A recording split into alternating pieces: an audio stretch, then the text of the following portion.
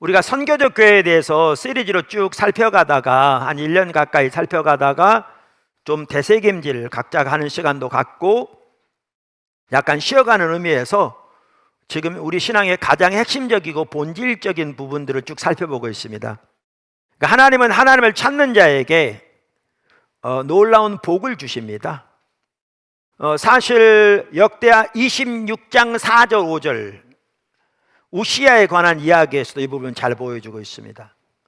4절 이렇게 말합니다. 우시야가 그의 아버지 아마사의 모든 행위대로 여호와 보시기에 정직하게 행하여 여호와의 묵시를 밝히 아는 스가랴가 사는 날에 하나님을 찾았고, 어떻게 했고? 하나님을 찾았고, 그가 여호와를 찾을 동안에는 하나님이 형통하게 하셨더라. 뭐 할 동안에는? 하나님을 찾을 동안에는 형통하게 하셨더라. 할렐루야.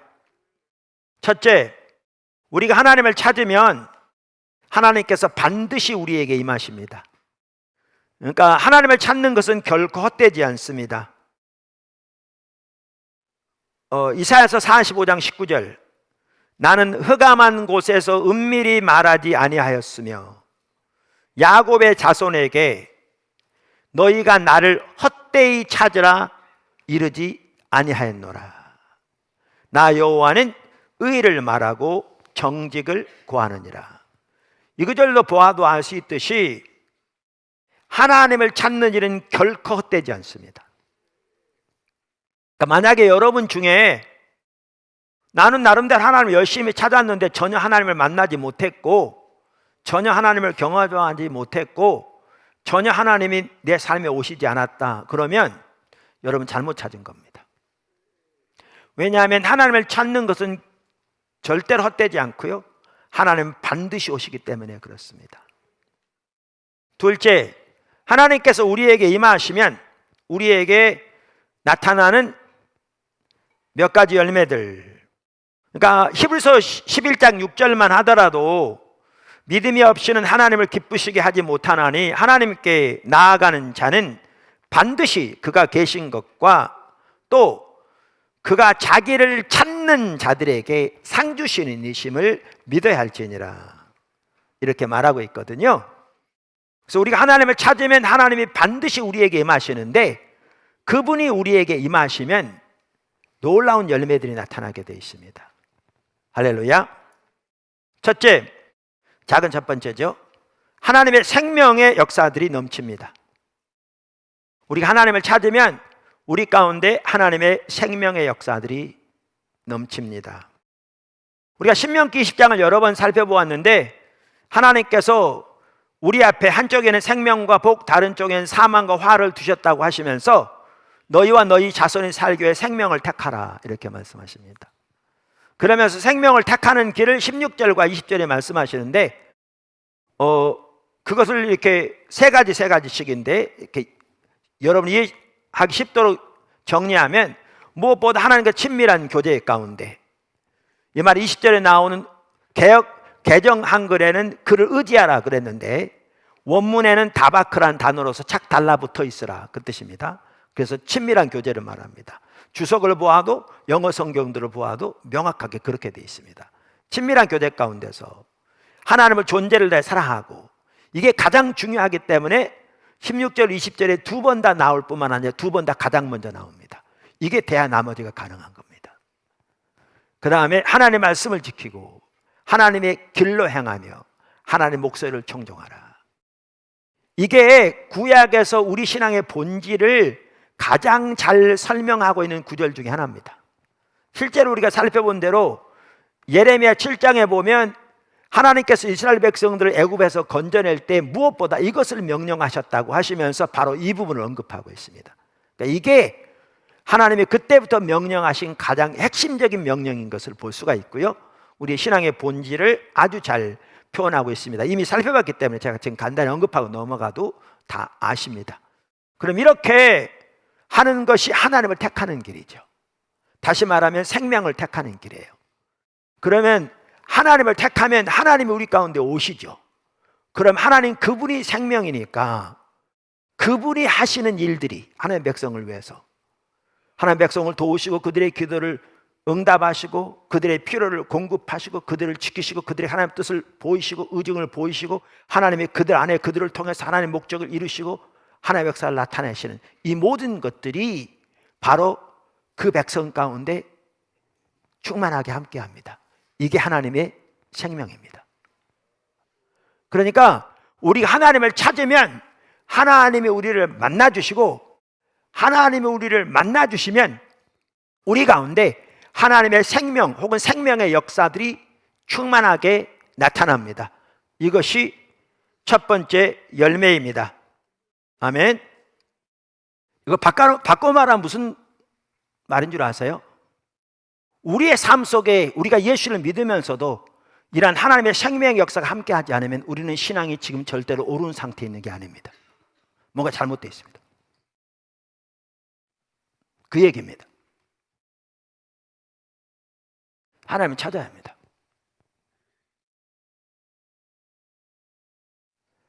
말씀드린 대로 오늘날은 거의 반복적으로 들리는 문구가 뭐냐면 믿습니다예요.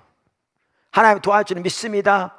역사할 줄 믿습니다. 믿습니다. 성경에 나와 있는 교리들만 믿는다고 고백하는 거죠. 근데 실제로 그것은 삶에 전혀 일어나고 있지 않은, 그런데도 그것을 교리적으로 믿으니까 자기가 잘못됐다는 사실을 전혀 인식하지 못하는.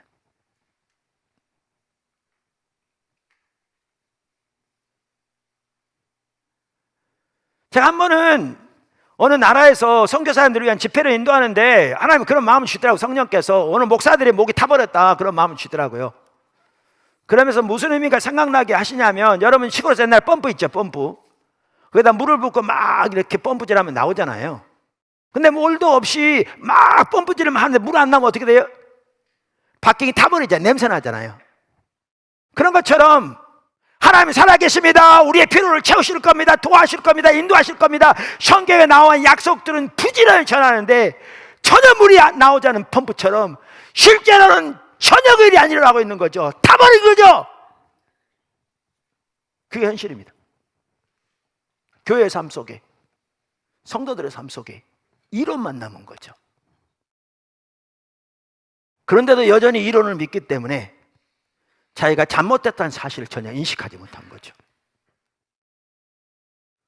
성경에 나오는 아브라함, 모세, 여호수아, 사무엘, 다니엘, 예수님 더 말할 것 없고 바울, 초대교회, 성경에 나오는 하나님의 백성들의 삶은, 정상적인 삶은 하나님의 생명이 함께하는 겁니다.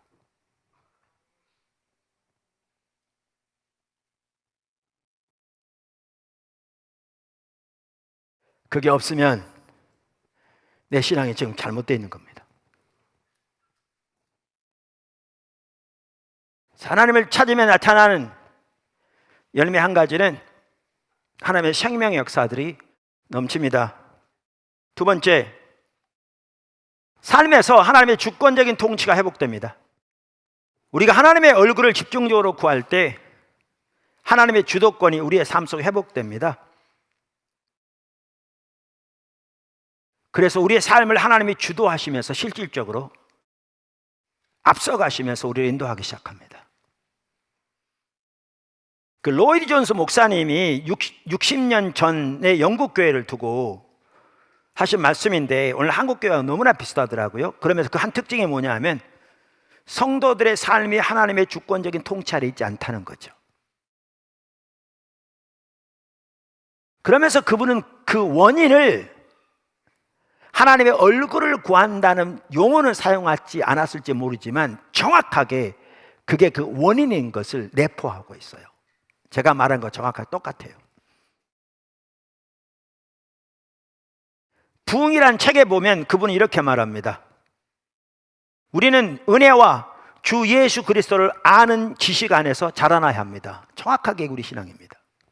신앙의 본질. 표대를 향하여 과거는 잊어버리고 앞에 있는 것을 잡으려고 뛰어가야 합니다. 그러면 성경 구절 인용합니다. 내가 그리스도와 그 부활의 권능과 그 고난의 참여함을 알고자 하여 그의 죽으심을 본받아 어떻게 해서든지 죽은 자 가운데서 부활에 이르려 하노니. 빌립보 3장 바울의 말을 인용한 거잖아요. 그것은 무서운 일입니다. 너무나 중요한 일이라는 거죠. 그러나 우리에게서는 문제거리는 우리의 삶이 그리스도에게 집중되어 있지 않다는 것입니다.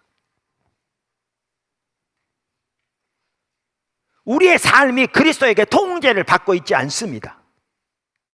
그러면서 그분이 이렇게 말해요. 아니에요. 우리는 그분을 위해 일하고 있어요. 사람들이 그런다는 거죠.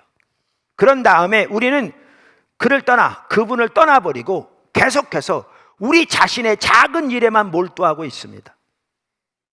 그리고 우리가 행하는 그 일을 기초로 하여 하나님께서 복을 주시기를 간구합니다. 한국교회를 두고 말한 것 같아요. 실제로 오늘날 한국교회 성도들 가운데 하나님이 실질적으로 그들의 삶을 주권적으로 통치하시며 앞서가시면서 개입하시고 간섭하시고 그들을 인도하시는 그 삶이 실제로 이루어지고 있는 성도가 많지 않습니다. 심지어 그렇게 실제로 이루어지는 교회가 많지 않습니다. 다 우리는 말로는 하나님이 우리의 주인이라고 말합니다. 성령님이 우리를 인도하시는 분이라고 말합니다. 그런데 실제로 그 일이 일어나고 있지 않습니다. 대부분의 경우에는.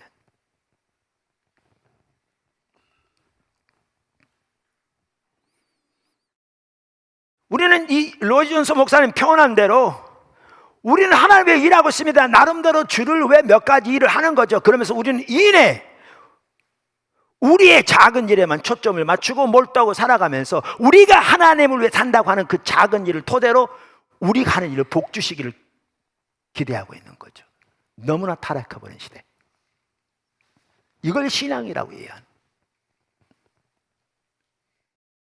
그러면서 그분은 이렇게 얘기합니다. 이게 이제 원인인 거죠. 그러나 우리가 주님 자신을 추구하는 데는 어떠합니까? 하나님, 주 예수 그리스도 성령의 임재가 우리 삶 속에 나타나는 것, 그것이 참된 기독교입니다. 부흥시에 언제나 하나님께 사용됐던 사람들이 바로 그것을 추구했습니다. 보십시오. 하나님 얼굴을 구하는 삶. 이게 우리 신앙이고, 이게 있어야 하나님의 주권적인 통치가 우리 삶 속에 회복되는 겁니다.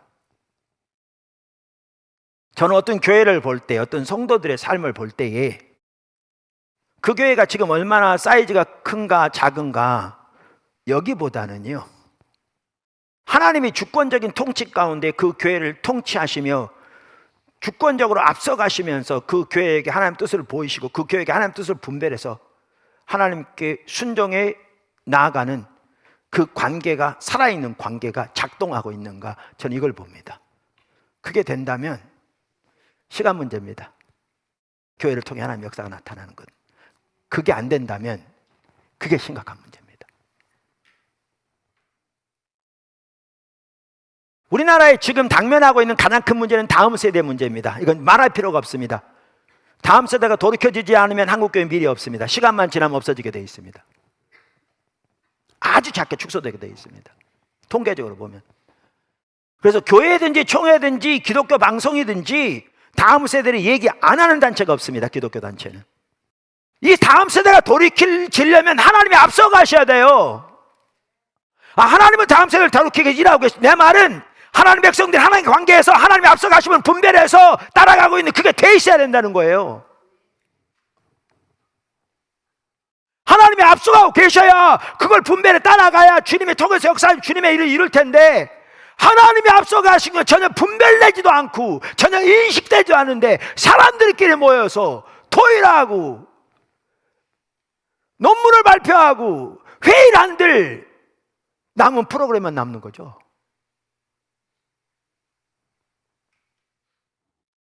주님이 앞서가고 계셔야 돼요. 제 말이 그 말이에요. 성도들의 삶 속에 하나님이 앞서가고 계셔야 돼요. 여러분의 삶 속에 하나님이 앞서가고 계시냐고요, 지금. 여러분 삶 속에, 여러분의 가정에, 여러분의 사업에. 그게 없으면 여러분의 노력만 남는 거예요. 뭐 신문을 보고 이 시대에 뭐 경제를 파악하고 좋아요. 필요할지 몰라요. 하나님이 앞서가지 않으면 그 다 도루묵이에요. 사람의 지혜만 남아요.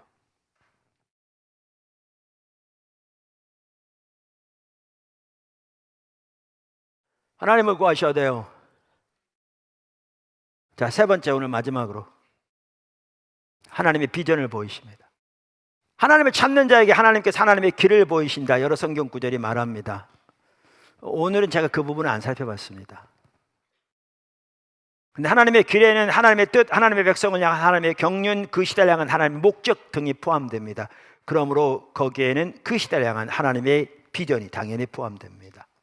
그래서 하나님의 얼굴을 구할 때 나타나는 열매 중에 하나가 뭐냐? 하나님이 하나님의 비전을 보이십니다. 우리가 하나님을 따라가는 데 있어서 가장 중요한 요소 중 하나는 하나님의 비전입니다. 리더들에게는 더욱더 그렇습니다. 조지 바나 박사의 말대로, 그러니까 비전에 대한 아주 좋은 책이 조지 바나가 쓴 The Power of Vision이라는 책이거든요. 그게 우리나라 말에는 두 군데선가 이렇게 번역해서 다 절판됐고요. 그 가치를 모르니까 절판되는 것 같더라고요. 가치를 몰라 절판된 몇 개 책들은 우리가 다시 살려놓은 책들이 있는데 이 책은 아직 못 살렸어요. 정말 중요한 책이에요. 그 책에서 조지 바나는 정의상 모든 리더는 비전을 가진 자들이다, 이렇게 말합니다. By definition, all leaders are visionaries. 그러니까 이 말을 말하면 비전이 없으면 리더가 아니라는 말입니다.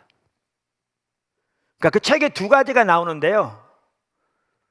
비전이 없다면 하나는 실제로 리더가 아니기 때문에 없을 수 있고, 다른 하나는 비전을 찾지 않았기 때문에 그럴 수 있다는 거죠. 근데 비전을 찾는 그 핵심적인 방법은 저는 개인적으로는 하나님 얼굴을 구하는 것이라고 확신합니다. 하나님 얼굴을 구하면 하나님 비전이 보이거든요.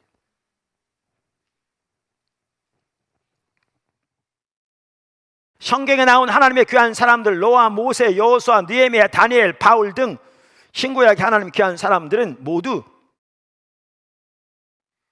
자신들이 하나님을 위해 세운 꿈이 아니라 하나님의 비전을 쫓는 사람들이었습니다.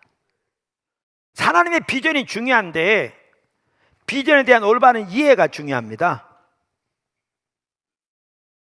그러니까 오늘날 비전에 대한 인본주의적인 그릇된 이해가 너무나 팽배합니다. 교회 가운데 많은 목회자들과 성도들이 우리가 하나님을 위해서, 때로는 심지어 우리 자신을 위해서 세운 큰 목표와 꿈을 비전이라고, 우리의 비전이라고 말하는 경우가 너무나 많습니다. 대부분이 그렇게 합니다. 대부분이. 그러면서 그러한 자신들의 이해를 뒷받침하기 위해서 다양한 성경 구절들을 갖다 붙입니다. 그 중에 하나가 시편 81편 10절이죠. 내 입을 크게 열라 내가 채우리라. 빌립보 4장 13절 내게 능력 주시는 자 안에서 내가 모든 것을 할 수 있느니라. 잠언 16장 9절 사람이 마음으로 자기의 길을 계획할지라도 그의 걸음을 인도하시는 이는 여호와시니라. 특별히 잠언 29장 18절에 보면 킹제임스 성경이 뭐라고 번역하고 있는가 하면 꿈이 없으면 백성이 멸망하리라. 그래서 우리는 큰 꿈을 꿔야 한다는 거죠. 그러면 그리고 꿈을 꾸고 기도하고 열심히 노력하면 하나님이 뒷받침해 줄 거라, 그 말이죠. 그러한 이해의 문제가 뭔 줄 아십니까? 자기가 세운 계획입니다.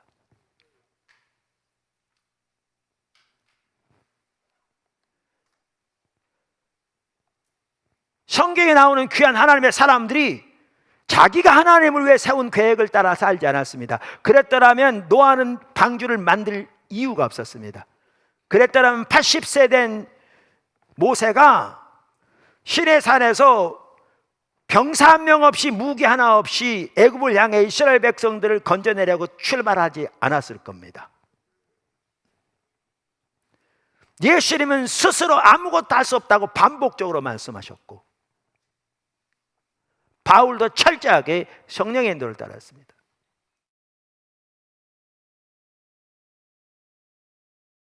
그러므로 비전만 하더라도 비전에 대한 올바른 이해가 중요한데, 올바른 비전은 하나님께서 우리에게 하나님의 뜻과 목적을 보이시는 것으로부터 시작합니다. 리더십에서 헨리 블랙가브 목사님 책에 보면 이런 내용이 있어요. 많은 사람들이 한 예를 드는데, 사람들이 이렇게 행진해 가요. 그 어떤 사람이 사람들 행진을 보고 딱 앞장서 나와서 자기가 앞서 행진하면서 자기가 리더라는 거예요. 근데 사람들이 이쪽으로 접어들어서 갔는데 저기 혼자 가고 있는, 이걸 리더라는 거죠. 간단한 얘기 같지만 오늘날 너무나 많은 사람들이 어떤 일을 하고 계신가를 주시해보고 거기가 앞장서 자기가 리더라고 행세하는,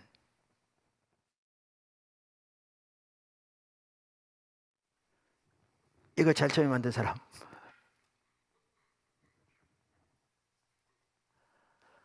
이 사람은 사람들이 만들어서 이거 만든 거 아닙니다. 이거 하나만 가지고 인류에 엄청 바뀐 거잖아요. 코로나가 닥치니까 사람들이 교회에 나오는 거를 막 주저하고 집에 세배드리니까 빨리 그들을 담기 위해 여러 가지 방법들을 사용하고, 그래서 하면서 그게 리더라고. 그들을 섬기는 일을 해야 합니다. 내 얘기는 그걸 말하는 게 아닙니다. 근데 리더는 사람들의 필요나 원함이나 유행을 따르지 않습니다. 리더는 그 너머를 봅니다. 세상에서도.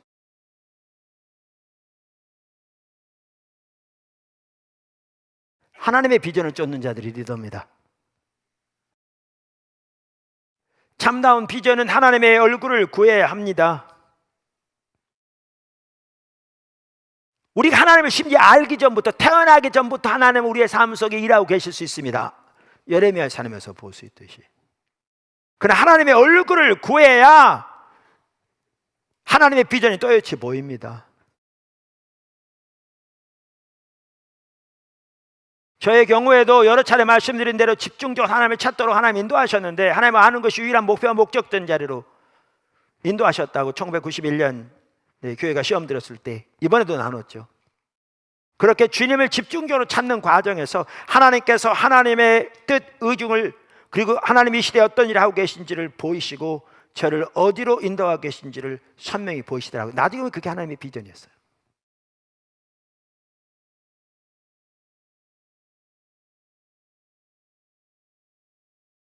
하나님의 얼굴을 구해 하나님의 비전을 보입니다. 제가 1991년 9월경에 첫 번째 교회를 개척해 섬기다가, 그렇지 않아도 작은 교회인데 교회 성도들 반쪽이 시험 들어 교회 전체를 떠나려고 해서 제가 금식하면서 교회에서 기도했다고 그랬잖아요. 그렇게 기도하는 중에 주님께서 제가 교회를 세우려고 나름대로 성실하게 노력하고 열심히 섬겼을지 몰라도 하나님은 살아계신 인격체인데 정작 하나님은 그분을 알고 사랑하는 일은 완전히 소홀히 한 걸 딱 보이시면서 네가 날 사랑하지 않는구나 그러셨다고 그랬잖아요. 그게 보여지니까 저는 교회를 성장시키려는 모든 노력이 순식간에 내려져. 그 전에 중심에서 회개가 나오더라고요. 제가 울고불고 하진 않았지만. 그리고 그때부터 하나님을 알기를 집중적으로 추구하기 시작했죠. 기도를 통해서 성경을 다시 읽으면서 앞서간 믿음의 선배들의 책 테이프를 들으면서 또 하나님 도와달라고 간절히 간구하면서, 그러면서 하나님께서 여러 번 나눈 것처럼 하나님을 아는 것이 유일한 목표와 목적된 자리로 이끌어 가시더라고요. 그런데 그해 연말이 됐습니다. 교회를 떠나려고 했던 그 성도들이 다 떠났습니다. 너무너무 힘들더라고요. 근데 청년 중 한 명이 저에게 자기 기도원 가는데 같이 가자는 거예요. 지금은 누가 기도원 가는데 같이 가자는 갈 수 있는 상황은 아니잖아요. 주로 스케줄 때문에도 그렇고. 근데 그 당시에 성도도 몇 명 없는데 성도가 기도원 같이 가자는데 너나 가, 그럴 수 있어요. 그래서 갔어요. 저는 밥 안 먹으면 이 안 닦아도 될 줄 알고요. 어차피 밥 먹을 생각 자체가 없었기 때문에 일 안 닦았더니 그때 전사가 같이 갔는데 목사님 이 좀 닦으시죠. 그러니까 정신이 나간 거예요. 그러니까 숨겼을 겨를 자체가 없어요. 그 기도원에 그 당시 그 교회가 한참 성장하고 있었고요. 그 목사님이 우리나라에 많이 알려지고 있었고요. 특별히 비즈니스맨들이 많이 몰려들고 있었어요, 교회에. 그래서 연말연시 대성회 해가지고 그때는 많은 사람들이 기도원에 이렇게 연말에 특별히 갔잖아요.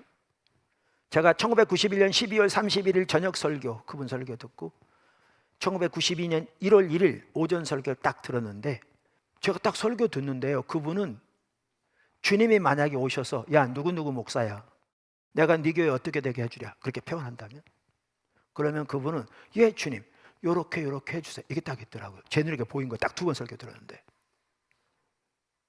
설교를 잘하고 못하고를 떠나서 이게 또렷했어요. 그러니까 그분은 옆구리만 찌르면 이 말이 나오게 돼 있고요. 제가 그 책은 안 사봤지만 거기 진열된 그분의 책들을 보면 다 그런 내용이에요. 제가 그게 뭔지는 지금도 설명할 수 있어요. 이게 보이니까요 너무너무 힘들더라고요. 그렇지 않아도 성도들이 이렇게 나가서 힘들어서 갔는데 나에게는 저 부분이 없다는 게 너무나 선명히 보여지니까, 그게 딱 보여지는 내게 없는 게 보이는 거예요.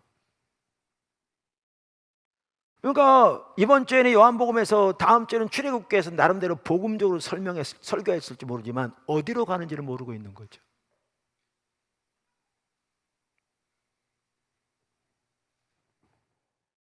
제가 가끔 표현하듯이 태평양에서 부지런히 노를 젓고 있는데 태평양을 싸우느라고 그냥 온 힘을 다해서 싸우고 온갖 기법을 동원해서 암초 부딪히지 않고 노력하기 위해서 노력하고 가는데 목적지가 어디인지 모르는 거죠.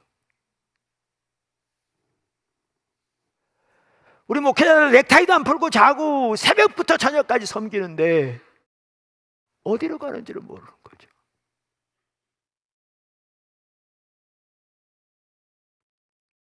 진짜 힘들더라고요. 이게 보이니까 너무너무 힘들어가지고 제 입에서 푸념이 나온 거예요. 저는 기도라고 생각하지 않고요, 푸념이 나와, 이게 보이니까. 제가 실제로 입으로 했는지 속으로 했는지 기억이 안 나요. 근데 제가 주님 앞에 이렇게 말했어요. 주님, 저는 그럼 교회를 어떻게 인도할까요? 보이니까 저는 주님이 그 기도라고 표현하다면 그 기도에 응답하시리라고 상상조차 안 했어요. 근데 그 말이 제 입에서 떨어지자마자 주님이 마치 기다렸다는 식으로 저에게 너는 내 신부를 준비시키라 그러시더라고요. 또렷하게. 저는 싫었어요. 왜냐하면 신부를 준비시킨단 말은 뭐 성도가 뭐 작고 뭐 지하에 살더라도 그냥 그 성도를 잘 훈련시켜서 주님 오실 때 들림받게 뭐 이런 식으로 이해했기 때문에 싫었어요. 근데 하나님께서 하나님의 비전을 보이실 때 영적 랜드마크를 통해서 보이시거든요. 참고로 포도나무 교회를 향한 하나님의 비전과 관련해서 몇 년 전에 제가 책을 썼잖아요. 거기에 이런 내용이 다 들어있어요. 어떻게 비전이 오는지도, 우리는 각자 하나님의 비전을 어떻게 볼 것인지도 다 거기 기록되어 있습니다. 특별한 사건들을 통해서 하나님이 이렇게 하나님의 비전을 또 선명히 보여가시는데, 예를 들면 요한계시록 19장 7절에 보면 예수님이 다시 오실 때 있을 어린 양의 혼인잔치에 대한 예언이거든요. 이렇게 말합니다. 우리가 즐거워하고 크게 기뻐하며 그에게 영광을 돌리세 어린 양의 혼인 기약이 이르렀고 그의 아내가 그의 신부가 자신을 준비하였으므로. 여기 신부는 교회입니다. 근데 주님이 다시 오실 때 그 전에 신부가 준비될 것을 성경은 예언하고 있습니다. 그래서 영적 랜드마크들을 통해서 다양하게 더 비춰가신 게 주님이 저를 또렷하게 인도하시는 하나님의 비전이 교회 회복과 하나님의 부흥인 것을 알게 됐어요.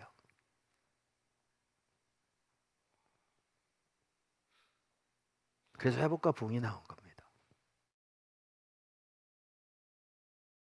제가 이 비전이 보이니까 조급함이 내려지더라고 그랬잖아요.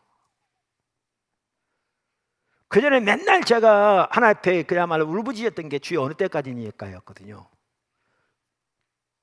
저는 준비 다 된 것 같은데 하나님 전혀 모르신 것 같은. 그런데 하나님이 이 시대에 어떤 일을 하고 계시고 저를 하나님이 어디로 부르고 계신가 너무나 선명히 딱 보이니까, 그리고 제가 그 하나님의 뜻 가운데 있다는 게 보이니까 조급함이 내려지더라고요. 여기다가 앞으로 또 살펴볼지 모르지만 하나님의 은혜를 이해하면 이게 더 이해가 되는데, 하나님은 은혜를 보내실 때 목적을 위해 보내시거든요. 제 책 십자가 복음책에 나옵니다. 2권에. 좋은 예가 안디옥 교회인데, 안디옥 교회는요 일반 성도들에 의해서, 그러니까 예루살렘에 파송된 대표성이 있는 사람들을 통해서가 아니라 일반 성도들을 통해서 이방인들 가운데서 세워졌는데, 하나님의 손이 함께 했다고 그랬거든요. 이만 하나님의 능력이 강력하게 역사하신 거예요. 그 당시 안디옥 교회는 이방인 중심으로 이루어진, 그래서 그 유대교의 배경으로 기독교가 나왔잖아요. 그러한 신앙적 배경, 또 거리적으로도 아주 먼, 그러니까 안디옥에까지라고 표현할 만큼, 그러니까 변두리에 불과한 거죠. 근데 거기 세워지는 과정에서 하나님이 그렇게 놀라우게 역사하셨는데, 거기 하나님의 은혜가 함께하고 계셨어요. 안디옥 교회가 세워지고 그 놀라운 소문이 나니까 예루살렘 교회가 바나바를 중심으로 파송을 해서 돌아보게 했는데요, 거기 바나바 가서 보았더니 이렇게 성경은 말해요. 사도행전 11장 22절 23절. 예루살렘 교회가 이 사람들의 소문을 듣고 바나바를 안디옥까지 보내니 그가 이르러 하나님의 은혜를 보고 기뻐하여, 하나님의 은혜가 와 계셔서 이루신 거예요. 근데 여기 지도를 보시면 알지만 하나님은 하나님의 은혜를 목적을 가지고 보내시거든요. 안디옥 교회가 세워질 때 거기에 이름도 거명되지 않은 예수 믿은 지 얼마 안 되는 성도들, 그들이 복음을 전할 때 하나님이 강력하게 역사하셔서 그 놀라운 변화가 일어나게 하신, 그래서 교회가 세워지게 하더라고요. 본인들도 전혀 몰랐고, 나중에 바나바도 몰랐고, 심지어 나중에 바울이 거기 가게 되는데 바나바가 데려가서 바울도 모른. 한번 지도 보여주실래요? 저 아래쪽 초록색이요 예루살렘입니다. 위쪽 초록색으로 동그라미 한 게 안디옥입니다. 그러니까 그 당시 이해에서 안디옥은 끝과 같은 거죠. 근데 아무도 상상하지 못했는데 하나님은 안디옥 교회를 세우실 때 어떤 목적을 가지고 계셨느냐, 안디옥부터 좌측으로, 좌측이죠? 우측인가요? 우측으로 소아시아 유럽에 이르기까지 그 어마어마한 지역 전체의 교회를 세울 계획을 가지고 계셨습니다. 아무도 상상하지 못한. 그리고 그 목적을 위해 주님의 은혜를 보내신 겁니다. 그리고 나중에 때가 되었을 때 하나님이 바나바 바울을 내가 시키는 위해 따로 세우라 그러시면서 그때부터 이 엄청난 지역을 복음하기 시작하셨습니다. 하나님께서 일하시는 방법이 이렇습니다. 그럼 비전이 한 개인에게 주신 이러한 차원이 아까 나눈 부분들이 하나님께서 비록 저를 통해서 시작하셨을지 모르지만 비전을 보이시고 교회가 포도나무가 다시 세워지게 하시고 처음 세워질 때도 철저하게 하나님의 길로 세우게 하시고 모든 면에서 수많은 사람들이 와서 이해 못하고 자기 생각과 다르다고 돌아설 때 예배 중간에 나가버리고 하나님의 비전이 보이기에 선택의 여지가 없고 처음에 성도들의 40%가 교회를 떠나고 그것도 헌금하면서 헌신한 분들 중심으로 교회가 언제 문 닫을지 모르는, 근데 하나님의 인도하심 속에 한 나라도 변화시킬 수 있는 소중한 게 보이기에 거기에 자신을 걸 수밖에 없는, 저와 제 안에 우리가 죽고밖에 더 하겠냐, 그렇게 걸 수 있는, 이렇게 나갈 때 하나님께서 하나님의 비전을 보는 사람들을 불러 모으기 시작하고 그래서 교회가 여기까지 온 겁니다. 그리고 회복과 부흥, 선교적 교회를 인도하시면서 그 비전이 더 또렷하게 보이는.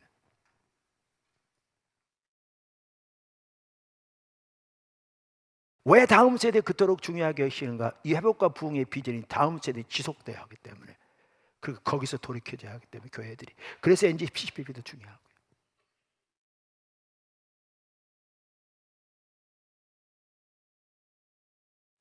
자, 이제 다 마칩니다. 곧 하나님의 큰 비전, 목적, 여기에 여러 퍼즐들이 있죠. 각 사역들, 교회들이 이 하나님의 비전을 보고 그 일에 온 삶으로 함께 할 때 그 퍼즐이 채워지게 될 거고, 우리는 아까 말씀드린 대로 하나님께서 이렇게 인도하셔서 세우시가 포도나무교회 세워지가 세문교 선교회 세워지가 세문교 기도학교, 사다모미 청년선교, 아프리카 프로젝트, 앞으로 세문교 대학 하면서 이 한 퍼즐이 채워지고, 이렇게 퍼즐들이 모아질 때 하나님의 비전을 보고 따라가는 하나님의 교회들과 하나님의 백성들의 무리들을 통해서 전 세계 가운데 그때 열방 가운데 하나님 뜻이 이루어질 거거든요. 그리고 그 하나님의 비전을 따라 하나님 백성들을 불러 모으고 계시거든요. 지나가다 들리는 교회가 아니라, 심지어 조지 바나는 동일한 지역에 세워진 교회들만 하더라도 하나님의 비전이 각각 다를 거다. 하나님 올바로 서 있다면, 그리고 올바로 인도를 받았다면 그 말이죠. 왜? 동일한 비전을 가지고 있다면 그건 하나님이 경쟁시키는 것밖에 안 되는데, 오늘날은 그런 개념조차가 없는 세상의 목적을 위해서 세상의 방법대로 살아가는 교회 성장만 하더라도. 이제 설교 마칩니다. 우리가 지속적으로 하나님의 얼굴을 구해야 하나님의 비전이 계속해서 또렷하게 우리 앞에 보입니다. 빌립보 3장, 우리가 잘 아는 사도 바울이 주님을 아는 것이 가장 고귀해서 다른 모든 것을 배설물 여겨 주님을 알기 위해 달려간다, 그렇게 말하고 있습니다. 그러면서 그는 12절 이렇게 말합니다.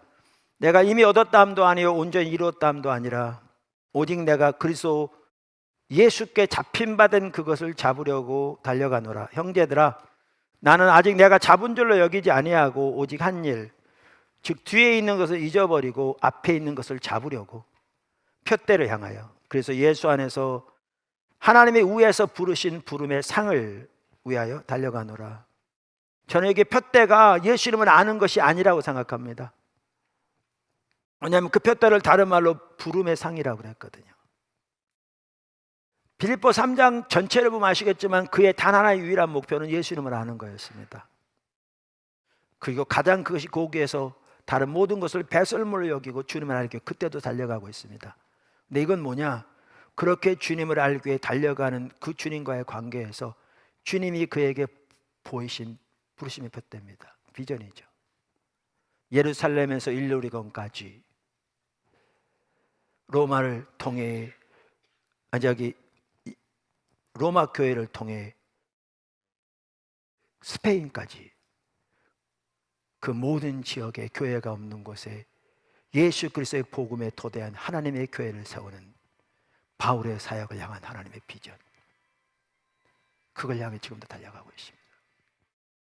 포도나무 교회가 모든 성도들이 지속적으로 하나님의 얼굴을 구해야 개인뿐만 아니라 교회적으로 하나님의 생명의 역사가 풍성하게 더 넘칠 뿐만 아니라 하나님의 주권적인 통치 가운데 성도들의 삶의 모든 영역이 하나님이 다스리고 통치하시고 때로는 시험하시고 빚으시고 인도해 가실 것이고,